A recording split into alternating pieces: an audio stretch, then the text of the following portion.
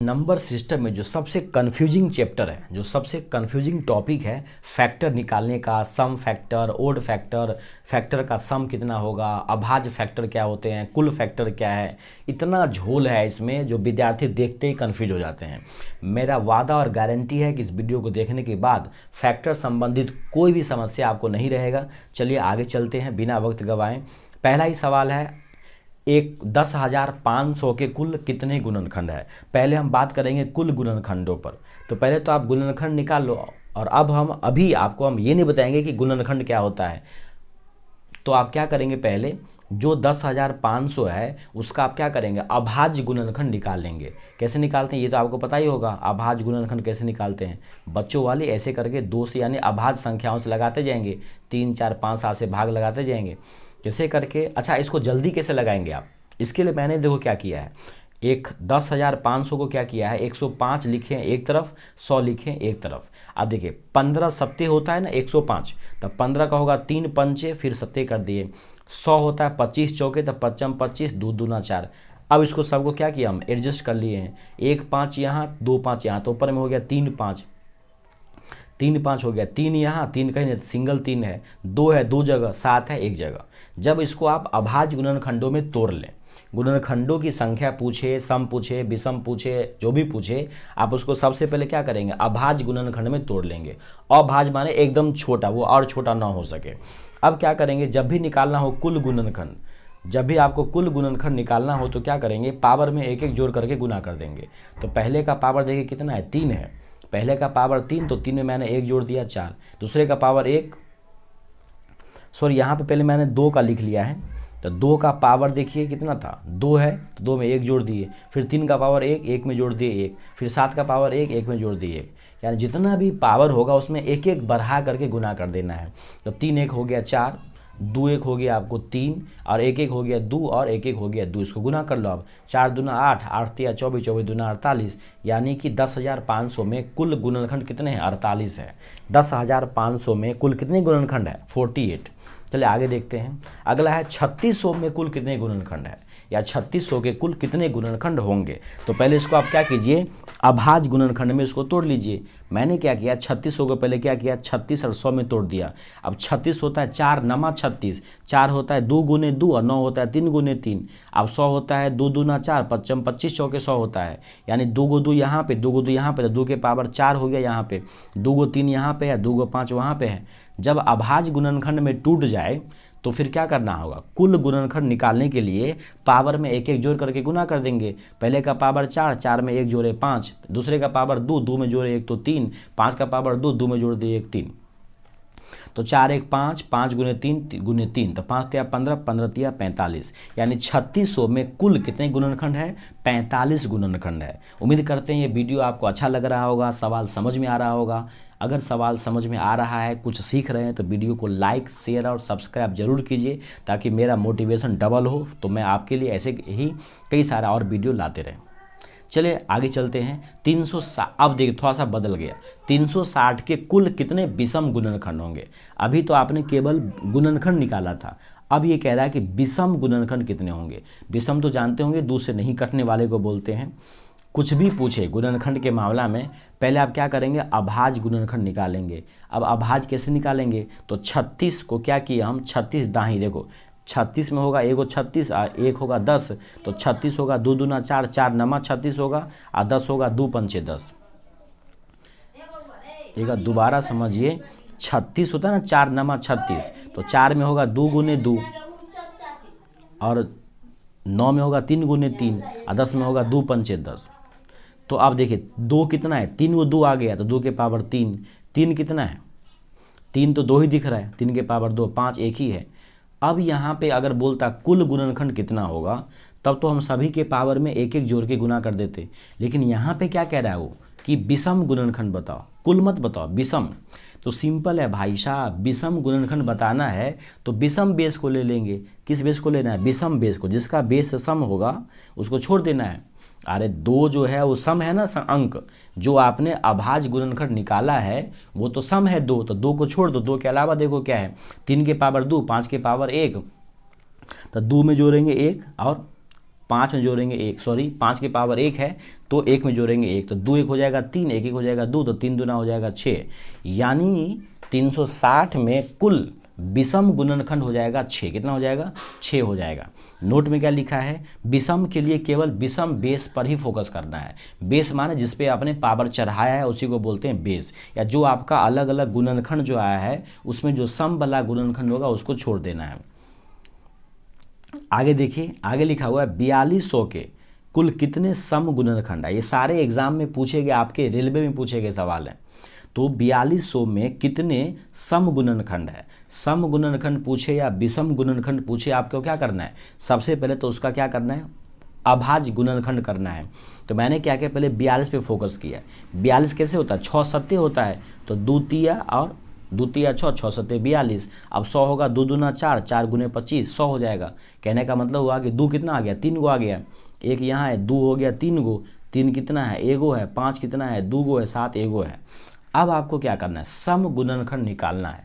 अच्छा एक बात बताइए कि कितने, ये मान लो विषम है, ये अंक विषम है, ये भी विषम है, ये भी विषम है, कोई भी अंक विषम है, अगर उसको आप 2 से गुना कर देते हो, उस अंक को 2 से गुना कर देते हो तो वो अंक सम बनता है कि नहीं सम बनता है? बिल्कुल सम बन जाता है। तो यही फंडा यहाँ लगाएंगे। अब जो भी फैक्टर आपको आया है, जैसे आपको ये फैक्टर अभी आया है, आप चाहते हैं कि सम गुणनखंड हो। क्या चाहते हैं आप चाहते हैं सम गुणनखंड आना चाहिए। तो क्या करेंगे, आप जितना भी गुणनखंड है उसमें से 1 2 को बाहर निकाल लेंगे। 1 2 को क्या करेंगे? बाहर निकाल लेंगे। क्यों निकालेंगे बाहर? क्योंकि जानते हैं कि अगर बाद में 2 से गुना होगा तो ऑलरेडी सम बन ही जाएगा। चाहे कोई भी फैक्टर आएगा उसमें अगर 2 का गुना होगा तो वो सम बनना ही बनना है। तो 1 2 को मैंने बाहर निकाल लिया, तो 2 के पावर 3 था तो 2 के पावर होगा 2। अब बाकी सब ज्यों का त्यों होगा, क्योंकि 2 से मैंने 1 निकाला है केवल। अब जो ब्रैकेट के अंदर आपको जो दिख रहे हैं गुणनखंड, उसको कुल गुणनखंड निकाल लो आप। तो 2 के पावर 2 1 बढ़ा दिए, 1 के पावर 1 1 बढ़ा दिए, 5 के पावर 2 1 बढ़ा दिए, 7 के पावर 1 1 बढ़ा दिए। तो फाइनली क्या बन गया? 2 आ 1 3, 2 आ 1 3, 1 आ 1 2, 2 आ 1 3, 1 आ 1 2, तो 3 दूना 6, 6 तिया 18 दूना 36। ये गुणनखंड 36 आया। इस 2 को मैंने गुना नहीं किया है, 2 को कॉमन लिया है। आपको लगता होगा कि 2 को आपने गुना क्यों नहीं किया। मैं ये कहना चाह रहा हूँ कि इस 2 के अलावा अगर कोई गुणनखंड 1 आता, मान लो 3 आता, 5 आता, ऐसा 3 आपने कहा कि 3 गुणनखंड आया, 2 को मैंने कॉमन ले लिया है, तो ऐसे आपको आया होगा ना। 2 बाहर में है, इस 2 से गुना करो तो 2 1 2, 2 3 6, 2 5 10। देख रहे हैं जितने भी गुणनखंड आ रहे हैं वो क्या आ रहे हैं? सम आ रहे हैं। इसलिए मैंने उस 2 को निकाल लिया था।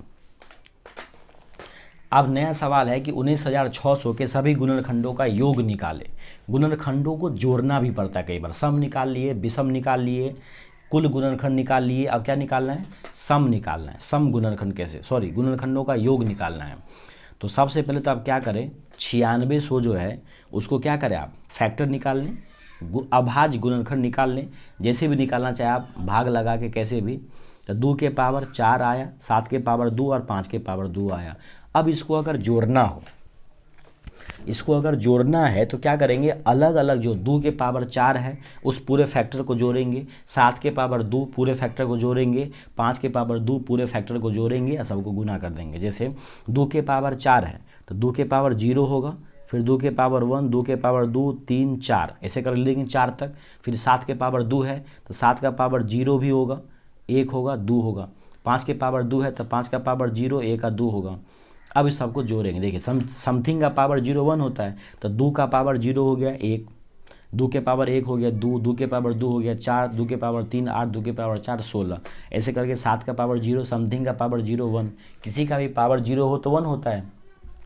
7 का पावर 1 7, 7 का पावर 2 49। आगे फिर देखेंगे 5 के पावर 0 हो जाएगा 1, 5 का पावर 1 हो जाएगा 5 और 5 का पावर 2 हो जाएगा 25। अब क्या करना है, सबको जोड़ लीजिए। तो इसको जोड़ के कितना आएगा? इसको जोड़ेगा तो 31 आएगा, इसका 57 आएगा, इसका भी 31 आएगा। पूरे को गुना करने पर 54,777 आ जाएगा। इसका एक फार्मूला भी है। फार्मूला में क्या करना है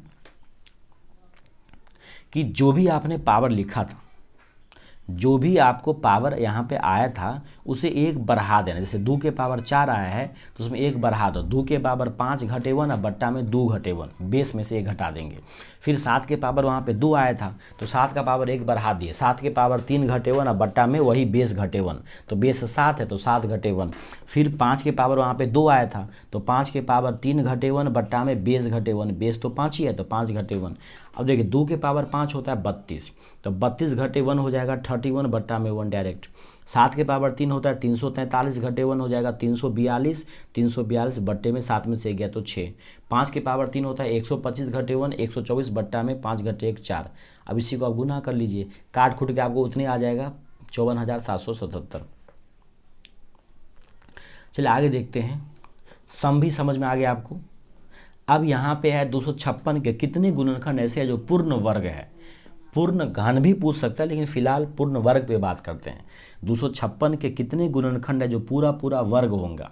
बिल्कुल सिंपल है, कुछ भी पूछे आपको करना क्या है, सबसे पहले तो आपको उसका क्या करना है, गुणनखंड निकाल लेना है। मैंने कैसे निकाला गुणनखंड, मैंने देखा कि 256 होता है 16 का स्क्वायर, अब 16 होता है 2 के पावर 4 उसके पावर में 2, होल पावर में पावर का गुना होगा यानी 2 के पावर हो जाएगा 8। अब 2 के पावर 8 हो गया, आपको निकालना क्या है, वर्ग निकालना है, पूर्ण वर्ग गुणनखंड। तो पूर्ण वर्ग कैसे बनेगा, 2 का पावर अगर 0 हो तो 1 होगा, तो ये भी पूर्ण वर्ग है। 2 का पावर अगर 2 हो तो ये पूर्ण वर्ग है। 2 का पावर अगर 4 हो तो भी पूर्ण वर्ग है। 2 का पावर 3 हो तो ये पूर्ण वर्ग नहीं है। तो छोटा से छोटा उस संख्या जो आपका गुणनखंड 2 आया है, 2 के पावर में ना 8 तो 2 आया है, तो 2 को आप क्या करो, पूर्ण वर्ग बना दो। तो 2 के पावर में मैंने 2 रख लिया अंदर और 8 में से 2 गया तो बचेगा 2 चौके 4। तो अब ये जो अंक दिख रहा है 2 के पावर में 2, ये तो ऑलरेडी पूर्ण वर्ग है। अब देखो 4 का पावर 1 करो, 4 का पावर क्या करो 2 करो, 4 का पावर क्या करो 3 करो, 4 का पावर 1 4 पूर्ण वर्ग है, 4 के पावर 2 16 पूर्ण वर्ग है, 4 के पावर 3 64 पूर्ण वर्ग है। मैं ये कह रहा हूँ कि किसी भी पूर्ण संख्या का अगर आप पूर्ण वर्ग संख्या का वर्ग करोगे तो वो ऑलरेडी वर्ग में ही आएंगे, ठीक है, पूर्ण वर्ग ही होगा वो। इसीलिए हमने यहाँ पे क्या किया है, 2 के पावर 2 कर लिया, उसको पूर्ण वर्ग बना लिया, उसके पावर में हो गया 4। अब ये एक नंबर है, इसका निकालना है कुल गुणनखंड, तो 4 में 1 जोड़ देंगे तो 4 1 हो जाएगा 5, यानी इसमें कुल जो पूर्ण वर्गों की संख्या होगी वो कितनी होगी, 5 हो जाएगी। इसको आप यहाँ ऐसे भी समझ सकते हैं, 2 के पावर 8 है तो क्या करें, 2 का पावर 0 1 2 करके ऐसे करके लिख देंगे 8 तक। अब क्या करें, 2 का पावर 0 होता है 1 जो कि पूर्ण वर्ग है, फिर 1 छोड़ देंगे, फिर 4, फिर मतलब 2 4 6 8, ऐसे करके यहाँ भी देख सकते हैं आप कि टोटल जहाँ पे टिक लगा हुआ है 1 2 3 4 5, 5 ऐसे संख्या है जो क्या है पूर्ण वर्ग है। अब यहाँ देखिए 729 के कितने गुणनखंड है जो पूर्ण वर्ग है। बिल्कुल सिंपल है, पहले हम क्या करेंगे 729 को करेंगे किसी फैक्टर में। 729 होता है 9 का क्यूब और 9 होता है 3 का स्क्वायर, 3 का स्क्वायर 9 पावर में फिर से 3 और 3 दूना हो गया 6, यानी फाइनली हो गया 3 के पावर में 6। 729 होता है 3 के पावर में 6। अब आपको यहाँ पे 3 के पावर 6 करने की जरूरत ही नहीं थी वैसे देखा जाए तो, 3 के पावर में 2 गुने 3 आपने कर दिया, 3 का पावर जो आपने 2 किया तो खुद ही हो गया पूर्ण वर्ग, ये हुआ कि नहीं पूर्ण वर्ग। अब पूर्ण वर्ग का कितना भी पावर हो पूर्ण वर्ग ही रहता है, तो ये अब इसी का हम क्या करेंगे, इसी का निकाल देंगे कुल गुणनखंड। तो पावर में 3 है, कुल निकालने के लिए हम क्या करते हैं, कुल गुणनखंड निकालने के लिए क्या करते हैं हम पावर में 1 बढ़ाते हैं, तो 3 + 1 इसका आंसर होगा 4। मज़े की बात तो ये है कि ये ग्रुप डी जो है 1/1/2018 में पूछा गया है और बुक में इसका आंसर जो है वो 3 दिखा रहा है, और 3 में वो अपना तर्क क्या दे रहा है कि 9 9 और 9, 3 जो है इसका आ रहा है 9 गुने 9 गुने 9, 3 गुणनखंड इसके क्या आ रहे हैं, पूर्ण वर्ग आ रहे हैं। उनको ये नहीं पता कि 729 जो है वो 1 गुने 9 गुने 9 गुने 9 होते हैं, जिसमें 9 भी पूर्ण वर्ग है, 9 भी पूर्ण वर्ग है, 9 भी और 1 भी तो पूर्ण वर्ग है, 1 का वर्गमूल 1 ही होता है, तो वो 1 के बारे में कंसीडर ही नहीं किया है, इसलिए इसका सही आंसर जो है 4 होगा। वैसे ये आप लोग बताएंगे हमको कि इसका सही आंसर 4 होना चाहिए या बुक में दिया हुआ है जो 3 होना चाहिए। आप लोग के कमेंट का हमें इंतज़ार रहेगा कि इसका आंसर एग्जैक्ट क्या होना चाहिए। चलिए आगे देखते हैं, ये सवाल भी आपके किसी रेलवे एग्जाम में पूछा गया है। 2 के पावर 8, 3 के पावर 2, 5 के पावर 3, 7 के पावर 5 के कितने गुणनखंड सम गुणनखंड है। यहाँ भी सिंपल है, पहले मैं कोई नंबर देता था उससे पूछता था। इस बार किताब वाले ने या एग्ज़ाम वाले ने क्या किया, उसका गुणनखंड करके दे दिया। तो एक काम तो और आसानी कर दिया आपको, जब भी निकालना हो आपको सम गुणनखंड, तो क्या करेंगे आप, सम गुणनखंड निकालने के लिए आपको कुछ नहीं करना है, जो भी गुणनखंड दिया है उसमें से 1 2 को बाहर निकाल लो आप जानते हैं कि 1 2 को जब आप बाहर निकालेंगे तो बाकी जो भी गुणनखंड बचेगा, वो सब गुणनखंड क्या होगा, सम ही होगा। तो 2 के पावर में 8 था, 1 2 आपने बाहर निकाला तो अंदर बचा 2 के पावर 7, बाकी 3 5 7 जो का त्यों बचा। अब 7 में जोड़ा 1 तो 8, 2 में 1 जोड़ा 3, 3 में 1 4, 5 में 1 6। अब इसको जब हम गुना करेंगे तो 8 तिया 24 गुने 4 गुने 6 हो जाएगा आपको कितना, 576 हो जाएगा। यानी 576 ऐसे गुणनखंड है जो सम होंगे 100%, क्योंकि बाहर में 2 था तो 2 से मल्टीपल होने पर वो सम ही आने वाले हैं। तो बिल्कुल सिंपल है, उम्मीद करते हैं समझ में आ रहा होगा आपको कि सम निकालना हो तो पहले 1 2 को बाहर रख लो और बाकी सारे में कुल गुणनखंड का फॉर्मूला लगा दो। चलिए आगे देखते हैं। ये भी सवाल पूछा गया है आपके एग्जाम में, 2 के पावर 9, 3 के पावर 5, 5 के पावर 4, 7 के पावर 6 के कितने गुणनखंड विषम है। भैया देखिए कितना अच्छा सवाल है, यहाँ पे पूछ दिया विषम। सवाल दोस्तों सारे पूछे गए हैं और हर टाइप के सवाल पूछे जाते हैं। मैंने आपको क्या कहा था, जब विषम पूछता हो तो विषम बेस पे फोकस करेंगे, सम बेस को छोड़ देंगे, आगे वाले बेस पे करेंगे फोकस, 3 5 और 7 पे। इसका निकाल देंगे कुल गुणनखंड। तो 3 के पावर 5, 5 में जोड़ दे 1 तो हो गया 6, 4 में 1 5, 6 में 1 7, तो 6 गुने 5 गुने 7 जोड़ गुना कर देंगे, आ जाएगा 210। उम्मीद करते हैं ये तरीका आपको समझ में आ रहा होगा। सम निकालना हो तो 1 2 बाहर निकाल लो, विषम निकालना हो तो क्या करो, 2 वाले बेस को ही छोड़ दो।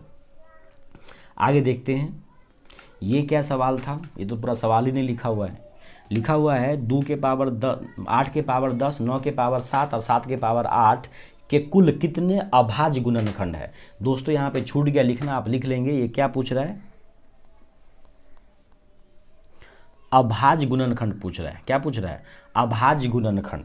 आपको ध्यान रखना है, अभाज्य गुणनखंड पूछ रहा है ये। तो सबसे पहले तो आप क्या करो, संख्या को अभाज्य में तोड़ो तो सही। अभी 8 थोड़े अभाज्य में है, 9 अभाज्य में नहीं ना है। तो 8 होगा 2 के पावर 3 पावर में 10, 9 होगा 3 के पावर 2 पावर में 7, 7 तो 7 है ही, ठीक ठाक ही है। होल पावर में पावर का गुना होगा तो 2 के पावर हो जाएगा कितना, 30 हो जाएगा, 3 के पावर हो जाएगा 7 दूना 14 और 7 के पावर हो जाएगा 8। अभाज्य गुणनखंड का मतलब हुआ कि जितने पावर है सभी को जोड़ देंगे। आप कहेंगे सर कभी पावर में 1 जोड़ के गुना करते हैं, यहाँ पे आप जोड़ रहे हैं। इसको समझिए, कितने अभाज्य गुणनखंड है सो पूछ रहा है। आप बता, 2 के पावर 30 है मतलब क्या, 2 लिखा है 30 बार तो 30 को हुआ अभाज्य गुणनखंड 2 वाला।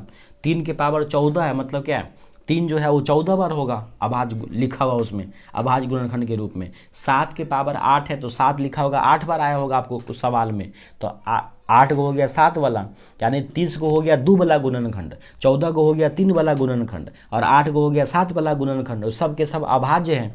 तो कुल अभाज्य गुणनखंड जो होगा वो सभी पावर को क्या करना, आपको ऐड कर देना है। तो 30 + 14 + 8 हो जाएगा आपको कितना, 52 हो जाएगा इसका एग्जैक्ट आंसर। देखिए यही यहाँ पे एक सेम सवाल फिर से दे दिया है कि 16 के पावर 7, 27 के पावर 6 और 5 के पावर 9 के कुल अभाज्य गुणनखंड क्या होंगे। बिल्कुल सिंपल है, अभाज्य पूछेगा तो आप क्या करेंगे, पहले दिए गए सवाल को क्या करेंगे, अभाज्य में तोड़ लेंगे। तो 16 तो अभाज्य नहीं है तो उसको अभाज्य में तोड़, 2 के पावर 4 होगा 16, तो 2 के पावर 4 पहले वाला पावर 7 ज्यों का त्यों, 27 होता है 3 के पावर 3 पहले वाला पावर 6 ज्यों का त्यों, 5 के पावर 9, ठीक है। अब पावर में पावर का गुना होगा तो 7 चौके 28 होगा 2 के पावर में, 3 छक्के 18 होगा 3 के पावर में, 5 के पावर 9 होगा। अभाज्य गुणनखंड निकालना हो तो क्या करेंगे, यहाँ देखिए 2 28 बार आया है, 3 18 बार आया है और 5 9 बार आया है, यानी 28 को 2 वाला गुणनखंड है, 18 को 3 वाला गुणनखंड है और 9 को 5 वाला गुणनखंड है। तो सभी को जब आप जोड़ेंगे 28 18 और 9 को तो आपको कितना आ जाएगा, 55 आ जाएगा। और यही इसका क्या है, एग्जैक्ट सही आंसर है। उम्मीद करते हैं ये बात आपको समझ में आ रहा होगा।